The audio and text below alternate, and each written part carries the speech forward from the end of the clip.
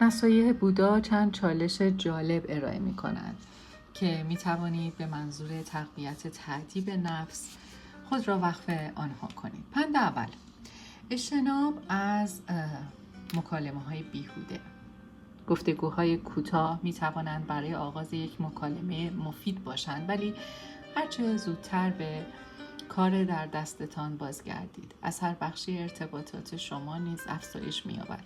با مکالمات بی حاصل به دنبال شایعه پراکنی، انتقاد از دیگران یا شکایت از اوضاع است. پند دوم ساده است: از پرخوابی پرهیز کنید، مگر زمانی که نیاز به خواب بیشتر برای بازیابی بدن پس از انجام تمرینات ورزشی سنگین پیدا کرده اید. همچنین در مواردی که شوک‌های عاطفی به شما وارد شده و ترستان خارج از کنترل است، احتمالاً خواب کمک زیادی خواهد کرد. خواب زیاد در سایر موارد مزیت‌های بیشتری برایتان فراهم نمی‌کند و مطابق با تحقیقات علمی حتی ممکن است به ضررتان نیز باشد. در یک مطالعه خواب زیاد با بیماری‌های روانتنی و شاخص‌های توده بدنی بالاتر در ارتباط بوده است. پند سوم شما را به دوری از شهرت و تشخص راهبری می‌کند. اغلب افراد توجه زیادی به موقعیت‌هایشان در چشم دیگران دارند و از امور دیگر غافل می‌شوند. غفلت از وجوه مهمتر زندگی که ممکن است فقط برای خودشان آشکار باشد. برای بهتر شدن تلاش کنید، ولی این تلاش را با دریافت پاداش از جانب دیگران گره نزنید. پند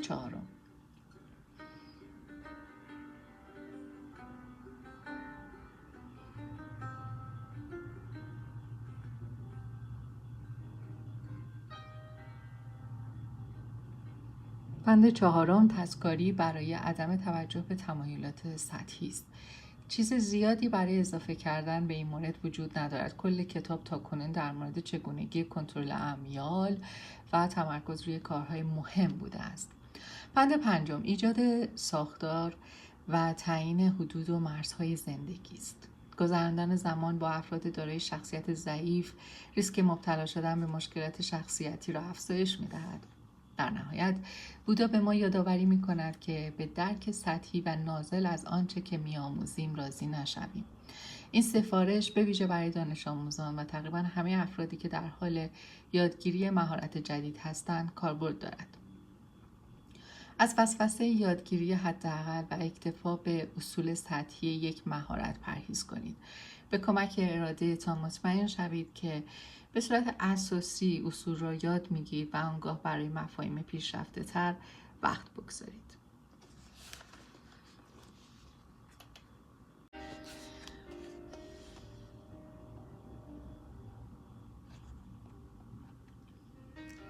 فقدان جذابیت در کار.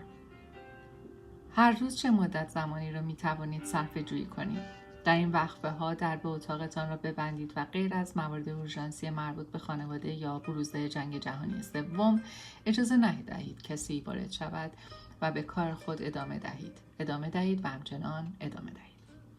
به عقیده بعضی از افراد، کسانی که دارای بهره‌وری بالایی هستند ذاتاً استعداد چشمگیری دارند و استعدادهای بالای آنها رهین همین موضوع است. هرچند واقعیت جذاب نیست، اما همه کاری که آنها انجام می‌دهند این است که خودشان را به مقابل رعایانه می‌کشانند هر چیزی که برای انجام کارش نیاز دارند. درها رو می‌بندند و شروع به کار می‌کنند. راه حل معجزه‌آسای دیگری وجود ندارد. اگر یافتید مرا هم مطلع کنید. نه قرصی، نه جادویی و نه هیچ چیز دیگری، فقط کار بیشتر.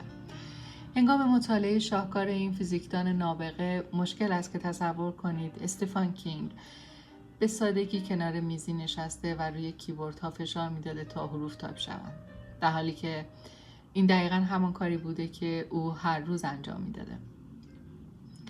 اگر مطمئن نیستید از اینکه آیا آنچه انجام میدهید درست است یا خیر، چرا که هیچ جذابیت یا برجستگی خاصی در انجام کارتان به صورت روزانه وجود ندارد، نگرانی را متوقف کنید. هر فرد دیگری از قبیل افرادی با بهره‌وری در سطح جهانی نیز همین گونه کار می‌کنند. تنها تفاوت شما و آنها در این است که آنها کمی زمان بیشتری را نسبت به شما برای کارها و نیز کسب مهارت صرف می‌کنند. اما آنچه میان همه انسان‌های موفق امری قطعی و الزامی است این عنصرند: تأدیب نفس، پشتکار و اراده شکست ناپذیر. اعتیاد به لوازم الکترونیکی. یکی از فجایع غیرمنتظره در عصر جدید این است که دسترسی بی‌نظیر به اطلاعات به قیمت کاهش شدید توانایی تمرکز ما تمام شده است. تفکر عمیق و فراگیر که تعدادی از مهمترین دستاوردهای تمدن ما را رقم زده مورد حمله بی‌سابقه قرار گرفته است. تقریبا هیچگاه به دور از ابزارهای الکتریکی که موجب هیپنوتیزم شدن و فرار از واقعیت‌ها می‌شود نیستیم.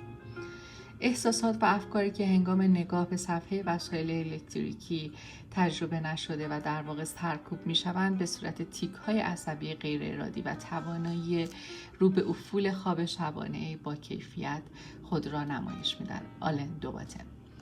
این حقیقت که فناوری مدرن دستاوردهای خیره کننده‌ای داشته است انکار ناپذیر است. این ابزار به ما امکان می‌دهد که بیاموزیم چگونه پول درآوریم، با کسانی که دوست داریم و نیز سایر افراد دیگر در دنیا ارتباط برقرار کنیم، خود را سرگرم کنیم و با گذشت هر سال کارهای زیادی از طریق آن انجام دهیم.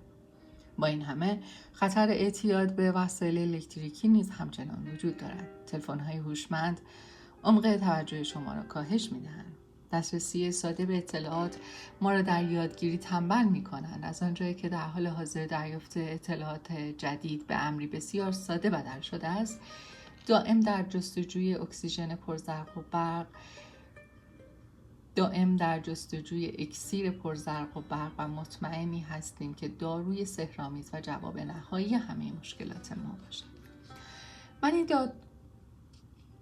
من این دیدگاه را نمیپذیرم که فناوری دشمن ماست، اما اعتقاد دارم که بخش زیادی از آن مانند زیاده روی در هر کار دیگری منتج به مشکلات فراوانی خواهد شد. خوشبختانه آنجایی که مشکل وجود دارد فرصتی برای یادگیری نیز با خود دارد.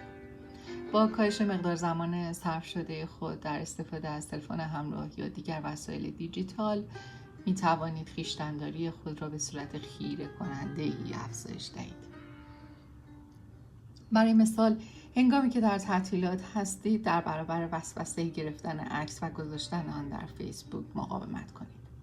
در عوض روی زمان حال تمرکز کرده و لحظه حال خود را غنی کنید و نه شبکه‌های اجتماعی خود را. عسا حداقل هر از گاهی وسایل ساطع کننده نور آبی را خاموش کنید و 1 ساعت را به مطالعه کتاب اختصاص دهید. با این کار ساده تر به خواب خواهید رفت و کیفیت خوابتان نیز بسیار بهتر خواهد شد. هرگاه که خود را بسیار نگران چک کردن تلفن یا شبکه‌های اجتماعی یافتید، نشانه آن است که در حال از دست دادن کنترل خود هستید. به صورت ادواری با سمزدایی دیجیتال ذهن و امساک از فناوری چاقوی کنترل نفس خود را تیزتر کنید. روز 306 جهل. وحشتناکتر از جهل چیزی وجود ندارد. جهل مظهر تنبلی است. به جای انتخاب فعالانه گسترش دانش خویش، در عوض عامدانه فرصت آموزش را از خود دریغ می‌کنند. اثرات جانبی جهل تقویت کننده غفلت و کاهلی است، 2 خاصیتی که افراد موفق به شدت از آنها پرهیز می‌کنند. نادیده انگاشتن اطلاعات مهم و انتخاب جهل هنگامی که به آموزش دسترسی دارید شبیه این است که عامدانه به دنبال مشکل بگردید. برای مثال، نداشتن سواد مالی می‌تواند منجر به مشکلات اقتصادی متعددی شود.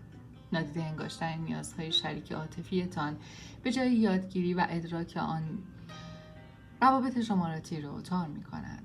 جهل در خصوص قانون می‌تواند منجر به زندانی شدن شما شود.